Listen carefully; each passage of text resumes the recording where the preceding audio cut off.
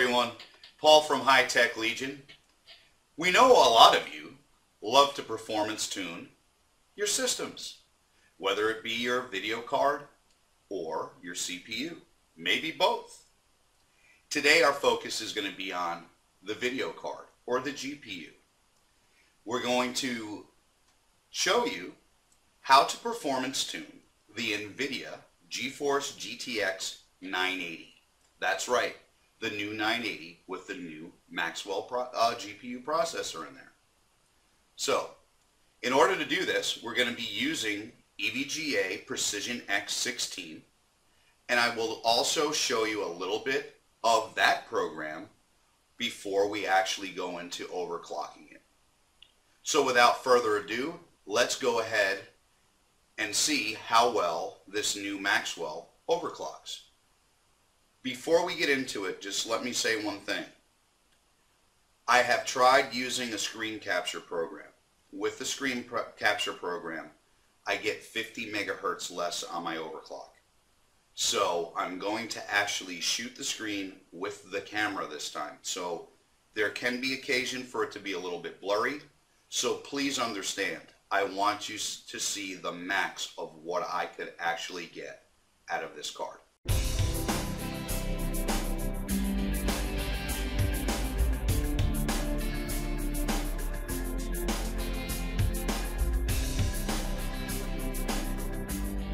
And we're back.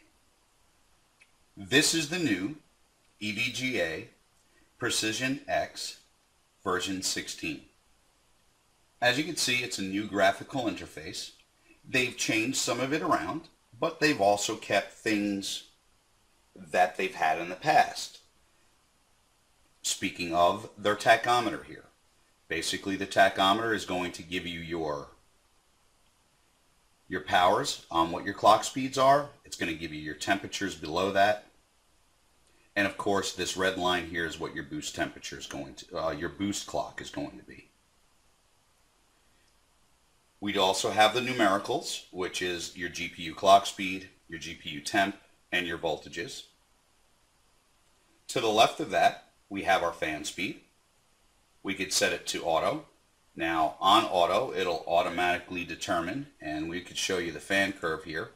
When you set it to auto, it'll automatically determine your fan speeds based on these temperatures in your fan curve. Now, you can edit that also by going down here and selecting custom, and then you could move these up or down. I will just leave them alone for now because I have mine set.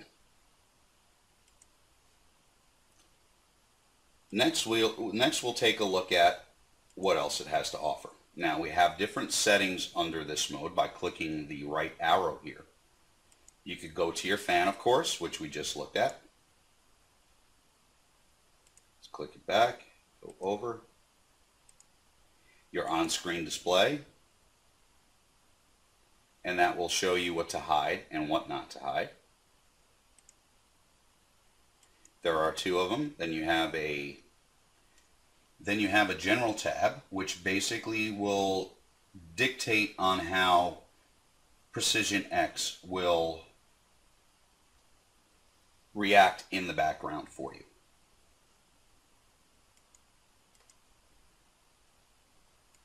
Screen cap, oh, sorry, click that a little bit too fast.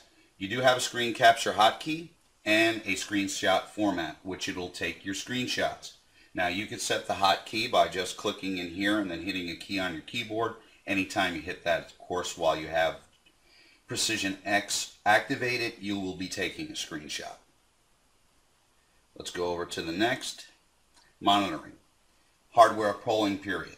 Of course, you could poll your hardware to different settings, and it will also give you an option on what to monitor.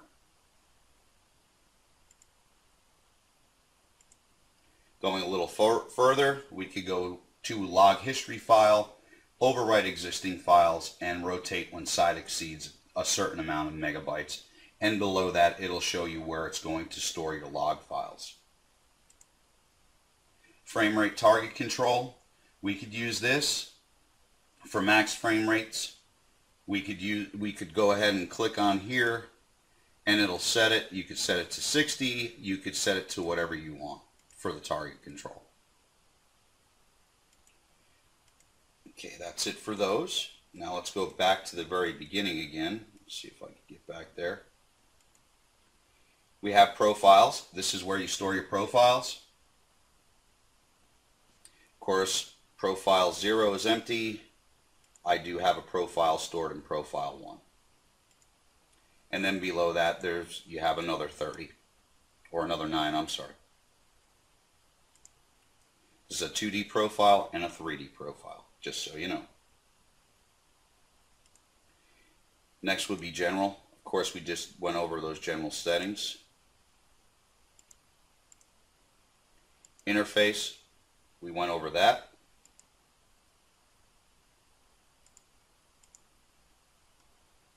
Now we could also set our profiles, and this is what I was trying to get at there. Thank God I found it.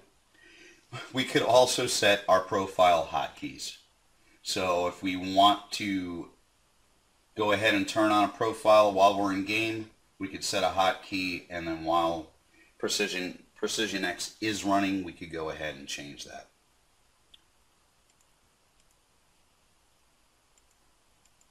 There are so many new features to this Precision X. It would probably take me about 20 minutes to go over it, so I wanted to highlight the main stuff. Let's go ahead back to our graphical interface here. Alright, so let's go ahead and start with this. We have our power target. When we're overclocking, we want to set our power target. We also have a GPU temp target. I keep mine locked. You can unlock it. So basically when I raise, my temperature is going to raise.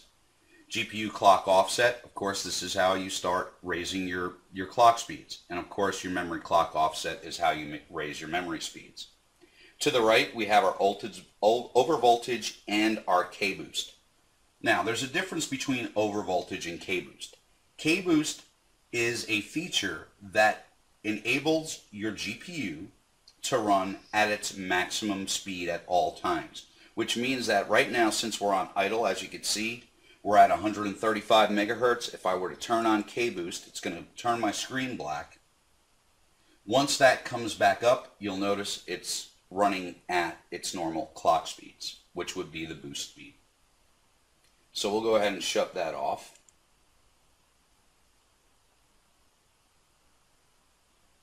And then we'll look at overvoltage. We turn overvoltage on, we turn up our slider, and we could overvolt. You know, if it's going to go up, there we go. Of course, we could go up to a maximum of 87 millivolts. We'll go ahead and shut that off right now. To the bottom left, we have the OSD, which is the on-screen display. We have our graph. Now, once you click on that, what it's going to do is it's going to show you what to monitor. So you can change your different settings in that. And then, of course, once you do set a profile, you could always have it load upon startup. Under GPU select, if you're using multiple GPUs, you can select which one to overclock, either single or multiple. And as you can see, we are using the GTX 980. Let me go ahead and reset up this camera, and I'll be right back, and we'll start overclocking the NVIDIA GTX 980. We're going to go ahead and use Unigine Heaven benchmark.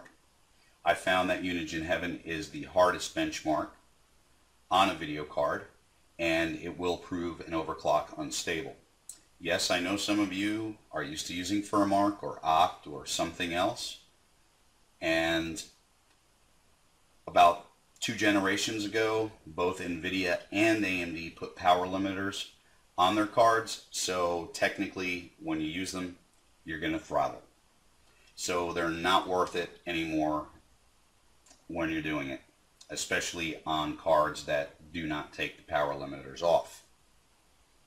So we'll go ahead and use a quality of Ultra with a extreme tessellation 4x AA at a resolution of 25 by 16 in windowed mode. I'm going to show you how I arrived at my overclock, and we'll go ahead and see how stable it is. So let's get started with the benchmark. We'll go ahead and let it load. I will then move the window so my little toolbar on the bottom comes up so I can bring up Precision X. Alright, there we go. Let's bring up Precision X. I'm also going to click it this way and bring up my hardware monitor. That's going to enable us to monitor what we're doing. Let's bring it back here to our power target, etc. Alright, through my testing I found that I could actually run 125% power target, and I do keep it locked with my GPU temp target, so we're going to go ahead and raise that to 125. Now I've done this via testing. What I suggest that you do is go to 105, 110, 115, 120 and bring it up slowly. But since I've already done this, I know where I could be at. The next thing we're going to do is we're going to slowly raise our GPU clock offset. When you first start performance tuning a card, I suggest to go up in increments of 25 at a time, test a little bit, raise it 25, and go from there. Once you hit your max point where you're getting tearing or you get a display driver crash, then go ahead and start lowering it by 5 megahertz each time until you arrive at a stable overclock. So for now, we'll just go ahead and bring it up to, let's say 120.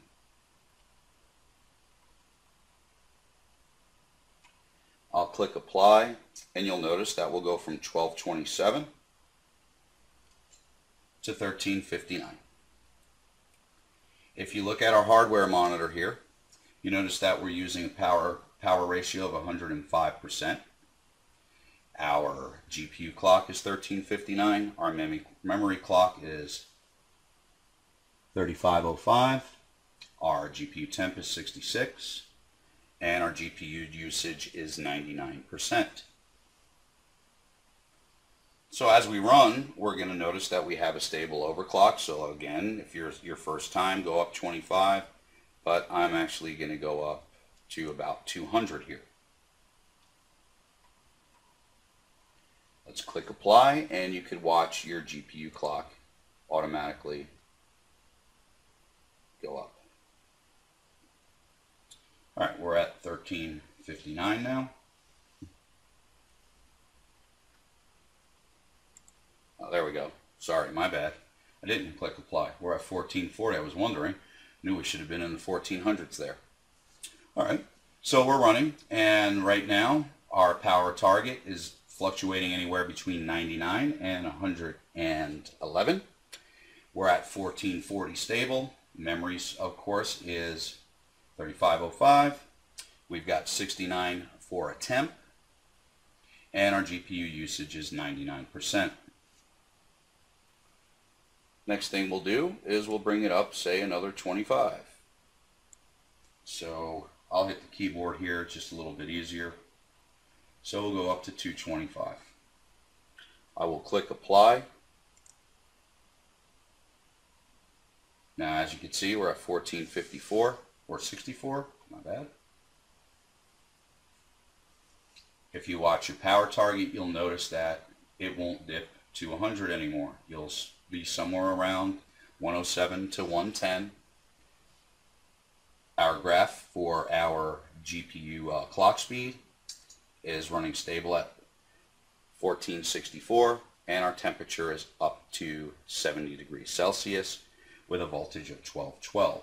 Our fan, I have set the curve the way that I would like it to run, and it's running at about 50% at 70 degrees Celsius.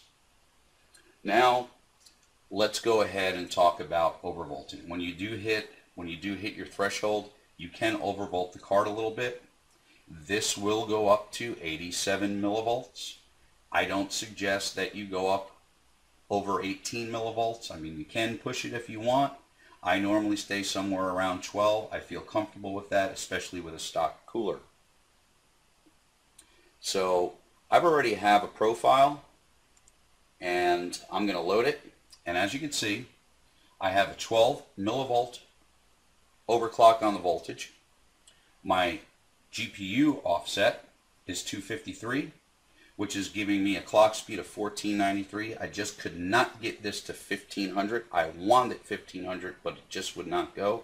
I tried a few different things. I even raised it up over 18 millivolts, and it was not stable. So now let's go ahead and start benchmarking it. We'll hit our F9 key. We'll bring back up Precision X and our hardware monitor and let her run. As you can see, it's at 1493 megahertz. GPU temp is 70 and stable. 1212 on the voltage. We are plus 12 millivolts. Our fan curve is running at about 50 to 60% at 70 degrees. GPU usage, of course, is 100% or 99%. I don't think this goes up to 100. And the highest we've been so far is about 71 on the GPU temp. It is 78 degrees in my house, as you all know.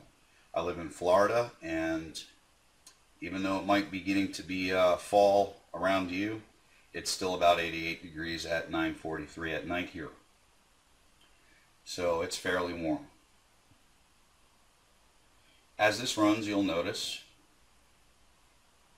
that on occasion, when the scene changes, there might be a drop down to about 1476.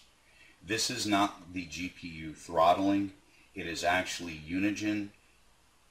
Since Unigen, when it does occasionally change scenery, it actually does not use the GPU for a fraction of a second, and it causes the GPU clock to actually decrease. And I guess I got an email because my phone just rang.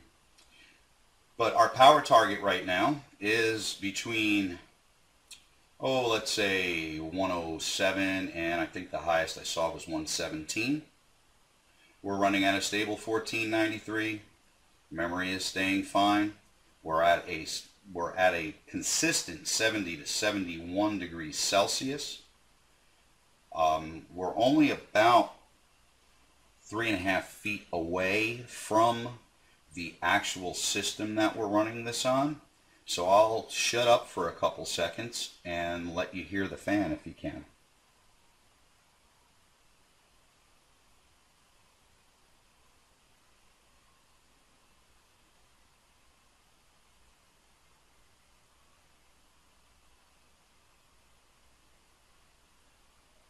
So as you can see, at about 50-60%, it's not very loud, and I've got it on a test bench right now. I don't have it inside of a case, so if it was inside of a case, it would probably be a little bit quieter. Now let's go ahead and look at that bottom graph, and you'll see what I'm talking about. See where the GPU usage dipped? That was during the change of a scenery. Now luckily we didn't get a drop in the base clock, in the clock speed there, but that will normally happen. And if you do notice that, again, don't worry, this GPU is not throttling. Power target right now went up to about 117, 118. It's hovering around 110 to 112 on an average. We're stable at 1493 megahertz, and we're just about coming to the end of our benchmark, and we'll see what type of performance we got out of it.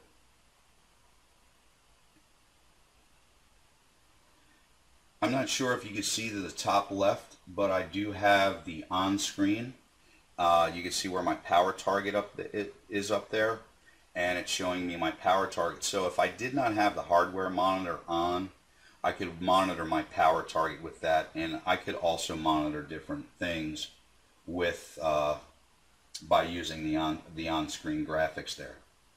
So it looks like we have come to the end of our benchmark. Let's go ahead and see how many frames a second we got. 44.5, not that bad at 1493 megahertz. Pretty kick-ass, guys. All right, everyone. Pretty damn awesome, huh? We almost hit that 1500 megahertz mark. I'm sure that the partner boards, there's got to be one out there that will probably do it, whether it be from ASUS, Gigabyte, MSI, or EVGA. They've got some nice overclocked editions coming out, and hopefully one of them will either hit or break that threshold. But until now, this was the reference board, and I got 1493 out of it. Not bad. So remember, everyone, make sure you click subscribe down here so you can see more videos, and you could be advised when we launch more videos like this and other videos at High Tech Legion. Make sure you visit us at our website, www.hightechlegion.com. That's where you'll see the full reviews of everything, not just videos, but you'll see full written reviews and our reviewers' opinions. Our Facebook page is facebook.com/HTL Reviews. That's our like page. Make sure you go over there and like us. If you want to follow us on Twitter, it's twitter.com/HighTechLegion. Stay thirsty, my friends. I will see you the next time. Bye-bye.